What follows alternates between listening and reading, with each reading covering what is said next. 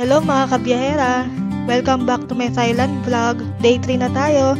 So for today's video, we are going to visit the 3 famous temples in Bangkok.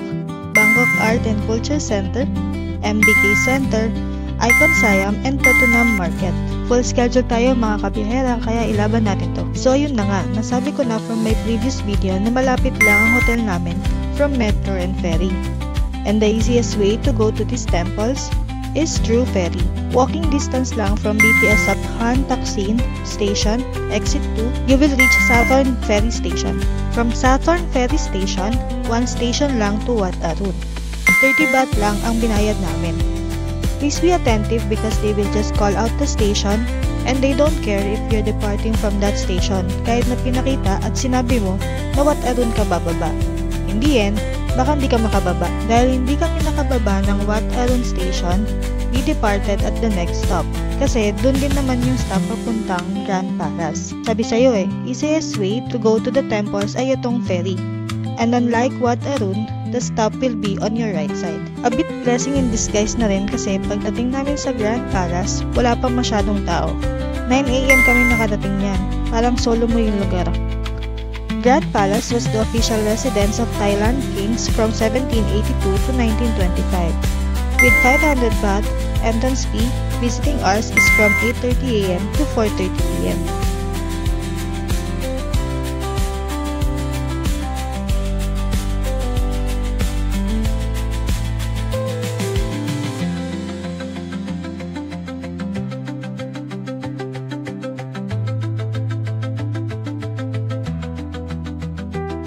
Sobrang colorful ng mga design at ang gaganda sa mata.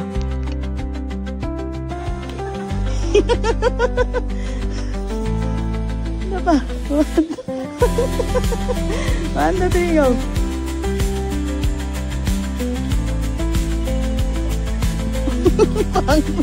Pangit mo maglakad. Ang pangit mo. Ako.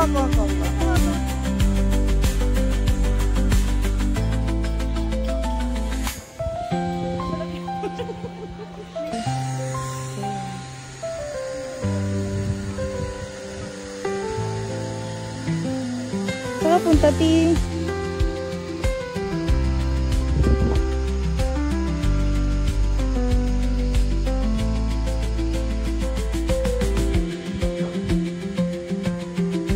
Harap ka dito.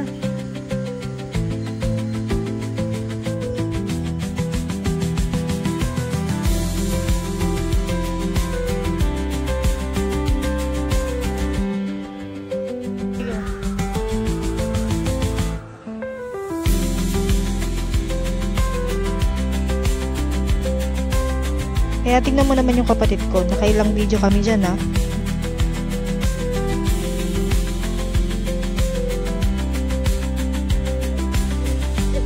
Go!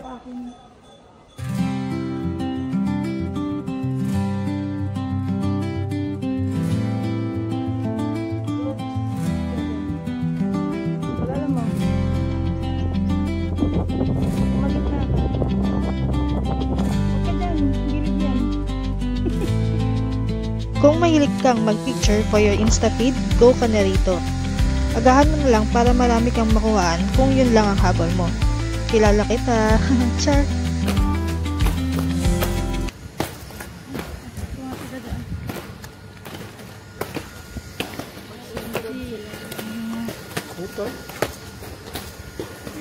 Rotation.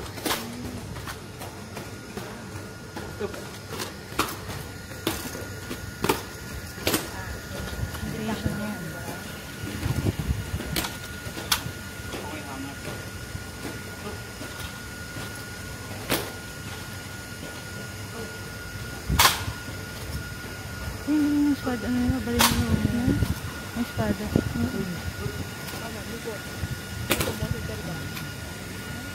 Dito na pupunta ng isa. Kaya po yung lakad na.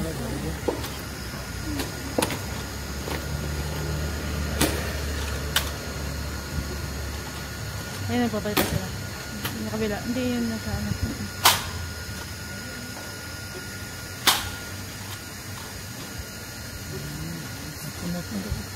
Ayun, nagpalit na sila.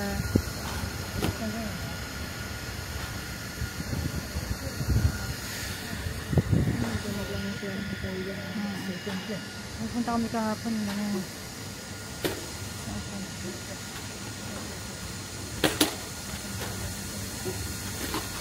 Kasi magpa-10 o'clock na. After Grand Palace, we had a quick stop over at Mona Lisa Cafe. Ang init kasi niyan, pang-refresh lang. Malapit lang sila sa ferry station na binabaan namin. Masyadong matamis lang tong caramel latte na in-order ko. Tapos, nagpunta na kami ng station and waited for the ferry back to Wat Arun. Ito yung mali namin. Kasi, malapit lang pala yung Wat Pho sa Grand Palace. Nasa isang side lang pala sila. 10-minute walk or 7-minute ride from Grand Palace to Wat Pho. Ito talaga ang hirap kapag biglaan ng lakad eh. So anyway, isang stop lang din naman siya if you take ferry.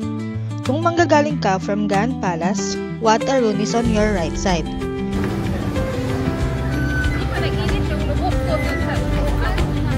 Isang stop lang, tapos wala pang 5 minutes. Sabi nga ni ate, hindi pa umiinit ang kanyang lubot.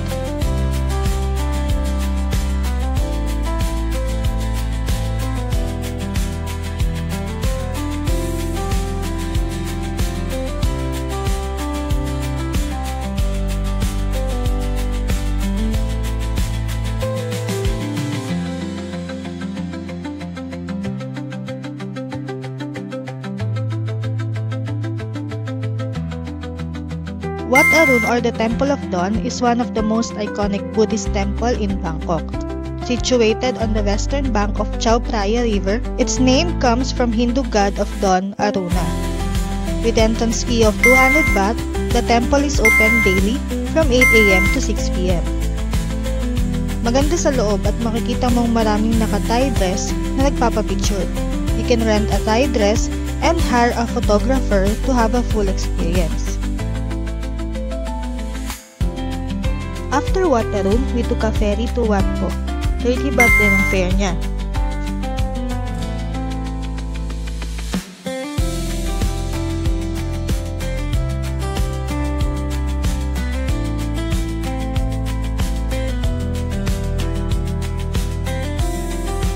From the station, there are signs pointing to where Wat Pho is. Walking distance lang siya.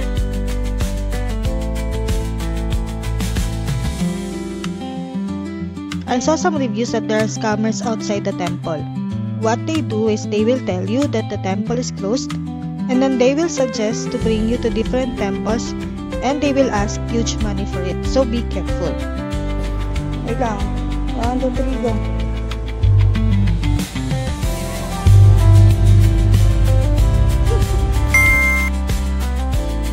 Wat Pho is home to the famous reclining Buddha in Bangkok.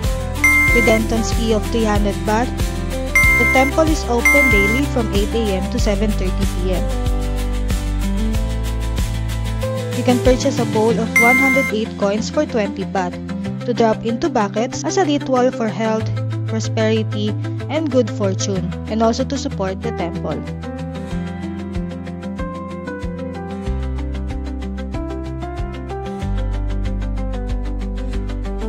Then after our temple visits, we went to Bangkok Art and Culture Center.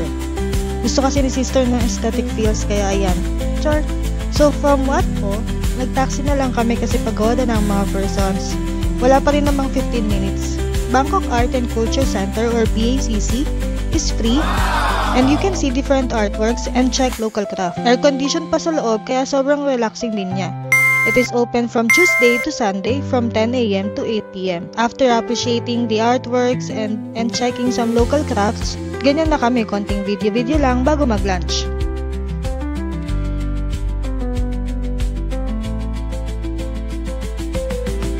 Take note that BACC has a direct walkway to MBK Center. Kaya doon na rin kami nag-lunch. Sakto pa kasi nandun din yung donkey, which is part of our itinerary. Sorry but I really love donkey. Pero syempre, kain muna kami bago mamili. Sa food hall kami kumain where you need to buy a card with credits kasi yun yung gagamitin mo to buy food. I tried roast duck with rice, pad thai naman sa kapatid ko. Tapos ayan na, namili na kami sa donkey. Umuwiin muna kami saglit dahil pareho kami tinatawag ni Mother Earth. At dahil may kainitan, so outfit change din muna kami. Dahil maaga pa naman din, chinek din namin itong pakulo ng Squid Game sa Bangkok.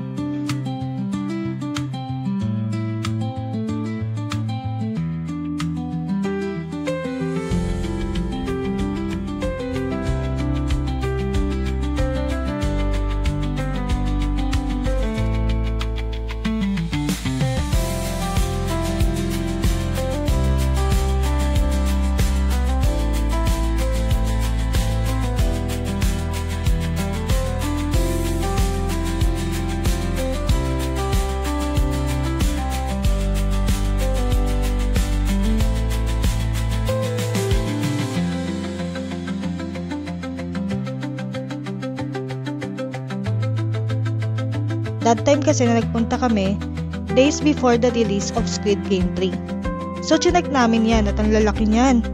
At may pa-game sila wherein you can try that rope game. Pero hindi ko sure kung sino-sino pwedeng sumali. That time, one influencer lang yung nakita namin na nag-try. Tapos, naganap na lang din kami ng merienda pero nauwi rin sa inumin. Tapos, umalis na rin kami bago pa kami abutan ng malakas na ulan. Second to the last on our list for today's ganap is Icon Siam. Pwede lang din at direct stop na to Icon Siam. It is the biggest mall in Bangkok. Kahit kami nalito kung paano puntahan yung food court.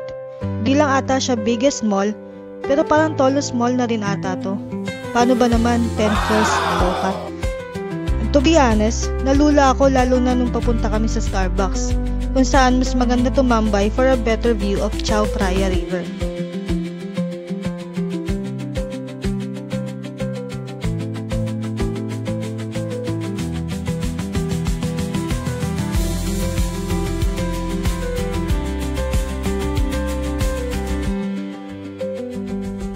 Pero kain muna kami sa food court. Maraming tao kaya sortihan talaga sa pagkuha ng upuan. Feeling ko nung pumunta din kami dito is peak hours. Maraming gustong kumain, maraming gutom na.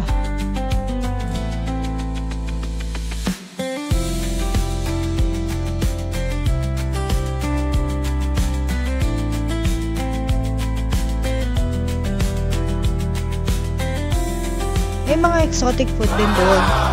Ayan o, may crocodile, rabbit, ostrich, deer at sheep pa.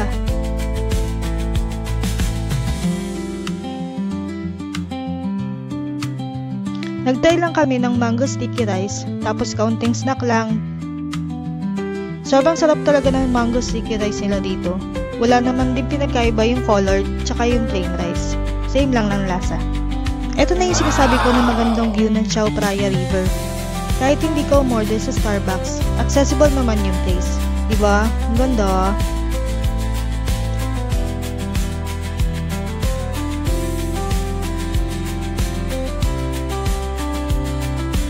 Ang ganda rin nitong waterfall show.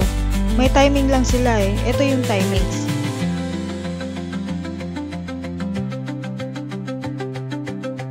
After Icon Siam, diretso na kami ng Pratunam. Hindi na ako nakapag-video dahil nawili na mamili. Nadaanan din namin yung 100 baht shop na malapit lang sa Pratunam. So ayan na yung mga pinamili namin for the day. Feel free to get some ideas.